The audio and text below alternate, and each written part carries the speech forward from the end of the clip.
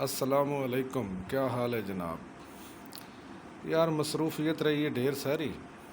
तो उस तो बाद मैं अज एक क्लिप जेड़ा ना ये रिकॉर्ड कर रहे हैं।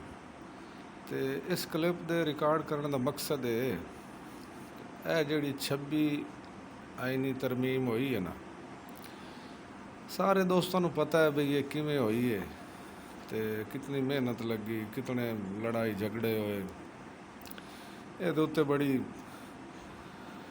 मेहनत करके तो पास हुई। जेड़ा तो हुकूमत दस रही है जिस मकसद वास्ते वो हुई है, हर किसी का अपना जहन, हर किसी का अपना माइंड है। लेकिन मेरे हिसाब अगर ये जिस तरह हुकूमत दस रही है भी ये फायदे हैं, अगर वो ये फायदे ये हैं तो मेरा तो ख्याल है कि बेहतर है। तो बाकी तुस इख्तलाफ राय रख सकते हो, हर किसी का अपना जहन है। हुण सुबह मैं खबरों के वेखिया भी उसनू चैलेंज कर दिता गया को अदनान खान अनस वकील रखिया सू, तो 26वीं ऐनी तरमीम नू जनाब उस चैलेंज कर दिता है। हुण बंदा इनू पूछे भी तू उन्होंने चैलेंज किया एवें वक्त का ज़िया करना ही, अदालत का टाइम ही ज़ाया करना ही, वकील नू फीस ही देसें, कागज़ां का खर्चा ही होया, तो ये अपील है खारिज हो वजनी है 100%। कि जिसले एक तरमीम पास हो गई, कानून बन गया, कमेटी बन गई, चीफ जस्टिस अज रात 12 बजे उसका सिस्टम ख़त्म हो वजना, नवे चीफ जस्टिस का अज ऐलान हो वजना 12 बजे तो पहले। तो तू अल्लाह दे बंदे एवें टाइम ज़ाया करने का मकसद बई जितनी देर तू अदालत का टाइम ज़ाया करना है उतनी देर किसी होर गरीब का केस लग जासी।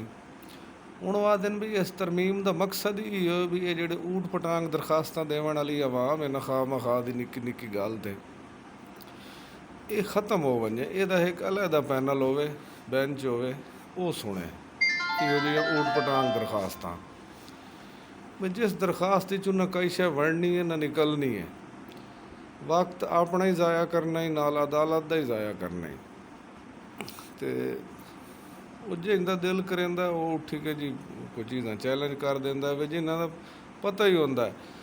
मैं वो जिसले दी खबर वेखी है ना जी, यो सोच रहे हैं भी पता नहीं है आवाम जी है घरों फारिग होंदी है कि एक चीज़ का पता होवे भी इस चीज़ नू चैलेंज करन नाल इहदा कोई फायदा होना। ये मेरा ख्याल है मुफ्त की तशहीर वास्ते मेरा नाम भी तो वकील का नाम भी ज़रा ब्रेकिंग न्यूज़ चल जासी, यो मकसद ही होना इहदा बई इतनियां जमातां रल के जो उन्हें पास किया। और ख़ास कर विच मौलवी फजल रहमान, हुण मौलवी फजल रहमान ऐसी चीज़ नहीं पास होवन देंदा भी जिहड़ी चीज़ नाकाबिल कबूल होवे।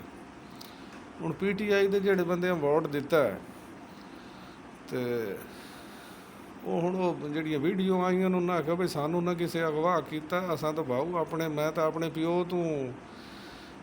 प्यो मैनू आख्या भी तू रुपोश हो जा, जैन कुरैशी।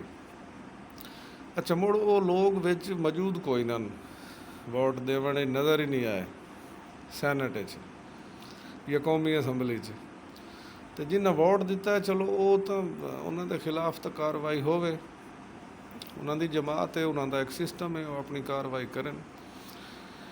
लेकिन मैनू दुख इस गल का लगा भी ये जोड़े बंदे अज चैलेंज की है भी अल्लाह के बंदे तू लगता भी कोई वेला है, तो तेन पता ही है भी इस फॉरम ते अगर सुनी भी पई सी तो खारिज हो जासी।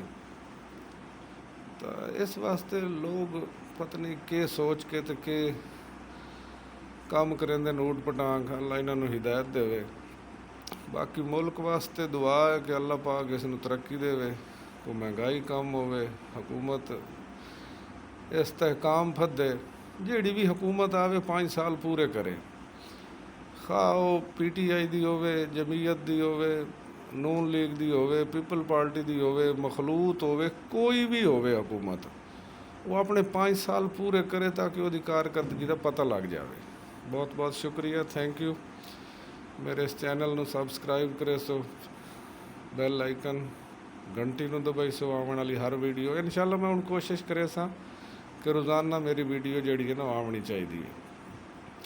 ਇਹ ਵਿੱਚ ਕਾਫੀ ਸਾਰਾ ਗੈਪ ਹੋ ਗਿਆ, ਮਸਰੂਫੀਆਤ ਆਈ ਢੇਰ ਸਾਰੀ, ਉਸ ਵਜ੍ਹਾ ਤੋਂ ਆਲਸ ਹੀ ਨਾਲ ਹੋਇਆ। ਦੁਆ ਕਰੋ ਅੱਲਾਹ ਪਾਕ ਸਾਡੇ ਮੁਲਕ ਨੂੰ ਆਪਣੀ ਹਿਫਜ਼ੋ ਅਮਾਨ 'ਚ ਰੱਖੇ। ਥੈਂਕ ਯੂ, ਅੱਲਾਹ ਹਾਫਿਜ਼। ਮੇਰਾ ਚੈਨਲ ਗਾਲ ਮੁਹਾੜ, ਇਸ ਨੂੰ ਸਬਸਕ੍ਰਾਈਬ ਕਰੇ ਸੋ, ਦੋਸਤਾਂ ਨੂੰ ਵੀ ਕਰਵਾਈ ਸੋ। ਅੱਲਾਹ ਹਾਫਿਜ਼।